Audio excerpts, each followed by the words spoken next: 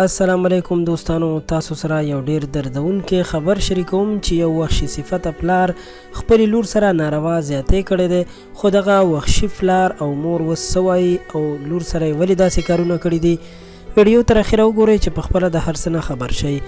دوستانو، که مومره ماشومانو لپاره د هغوی مور پلار د ټولو نه بهترین او لوی محافظ یادیږي، او واقعا چې دا خبره سمه هم ده، خو کله چې هغه مور او پلار د جنسي تندې سړولو لپاره د حیواناتو په شان کارونه شروع کړي، نو داسې بدقسمته اولادونه به بیا څوک د درندګۍ د ښکار کېدو نه وساتي.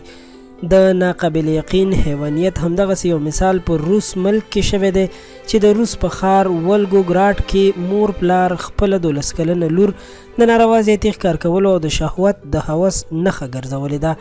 دا راپورټ د برطانیې مشهور اخبار میل آنلاین راخیستی دی چې پکې ویل شوي دي کله چې همدغه کم عمره 12 کلنه ماشومه د میاشتنۍ بیمارۍ د تکلیف له وجې هسپتال ته لاړه او ډاکټرانو د دې معاینه وکړه، نو معلومه شوه چې هغې خپل پیغلتوب بایللی دی.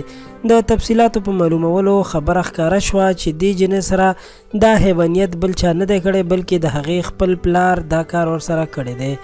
د ماشومې جنۍ په دې خبرو باندې پلار نیول شوی دی، خو هغه داسې انکشافات وکړل چې ټول خلک یې حیران کړل.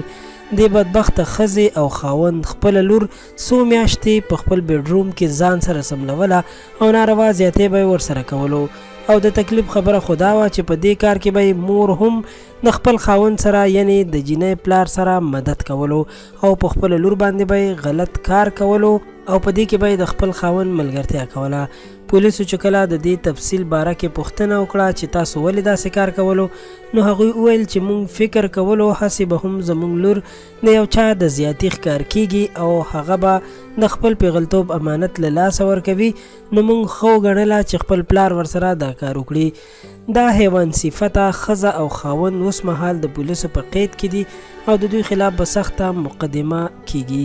عدالت د وړاندې نه دا ویلي چې دوی د پلارتوب او د مورتوب د حقوق نه محروم دي، یعنی د هیڅ ماشوم ذمہداري نشي اوچتولی، او دا ممکنه ده چې د عدالت په فیصله 20 کاله د قید سزا ورته هم ورکړل شي. دوستانو، لور که د الله تعالی رحمت دی، خو ځینې بدبخته خلک ورسره داسې کارونه کوي. په دې کې یوازې غیر مسلمه خلک شامل نه دي، بلکې په اسلامي ملکونو کې د مسلمانانو هم ډیر داسې کیسونه مخې ته راغلي چې څه بدبخته مسلمانان هم خپلو لورګانو سره دا بدترین عمل کوي. الله تعالی دې داسې خلکو ته سزا ورکړي کوم خلک چې خپلو اولادونو سره داسې کوي. د ویډیو د کتلو مو ډیره مننه کوم. ویډیو در سره لایک کړئ او خان کلیک چینل سبسکرایب کړئ چې په آینده کې زموږ د هرې ویډیو راتلو سره تاسو ته خبر درکړل شي. تر بیا د لوی الله په امان.